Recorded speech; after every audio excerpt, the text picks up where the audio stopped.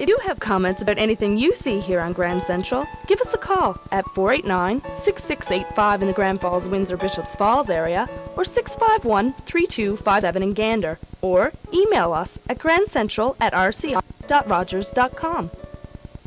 Well, MP Rex Barnes is certainly no stranger to the people of Grand Falls, Windsor, and someone else who's no stranger was recently featured on the cover of the Atlantic Chamber Journal for the month of November-December 2002. Gerald Thompson is the president of the Exploits Regional Chamber of Commerce, and he recently joined me here in the studio.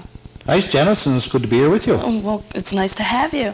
Now, this is the 50th anniversary, or I guess last year was the 50th anniversary of the Chamber of Commerce here in the community. And what's changed over the last 50 years? Well, as you said, this is our 50th year, and it'll end up with our AGM in March.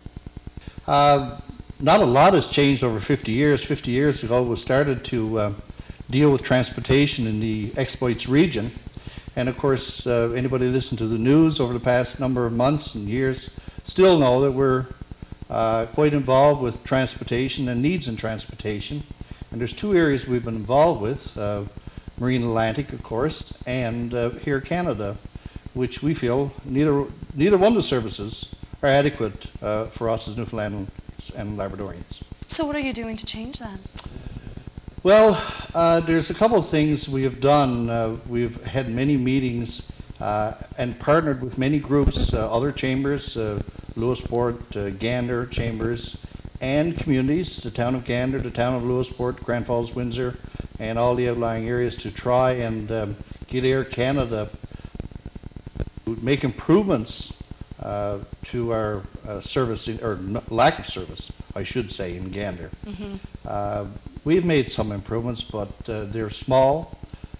Just, I think this week Air Canada announced that they were providing a new service head of Gander, but it's a small measure to what is required for this region.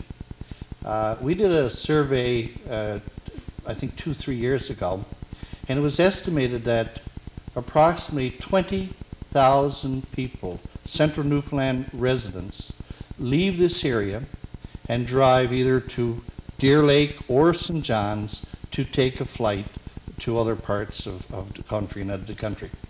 Now, here Canada says that's not correct. It's only 2,000 or 3,000. We know that's not. We know that those figures are nowhere close.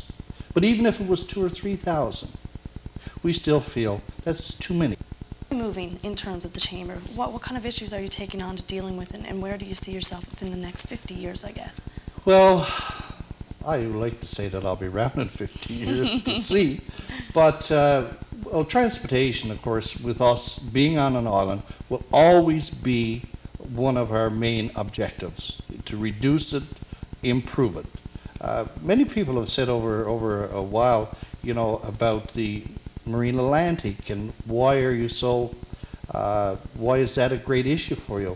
And it's not only the goods and services coming into the island, but we have to remember that those ferries that cross that Gulf are here for us, first of all, as Newfoundlanders, but secondly, there's food services, laundering, there's all types of other businesses, spin-offs from that ferry operating.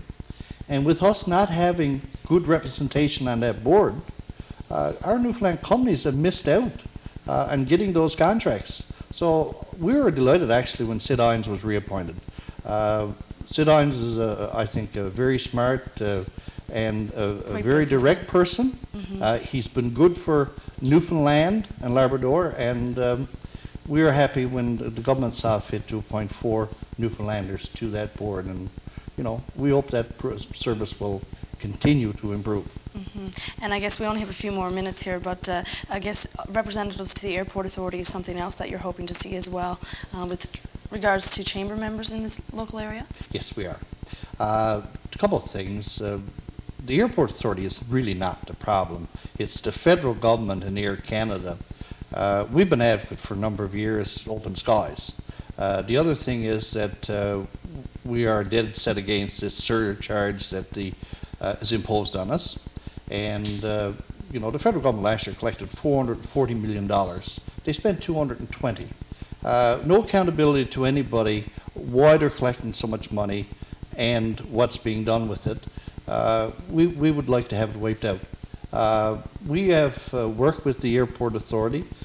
We are hoping that the chamber in Lewisport, the chamber in Gander, and the Exploits region will have 3 members on the Airport Authority working with that group to try and bring improvements to this region.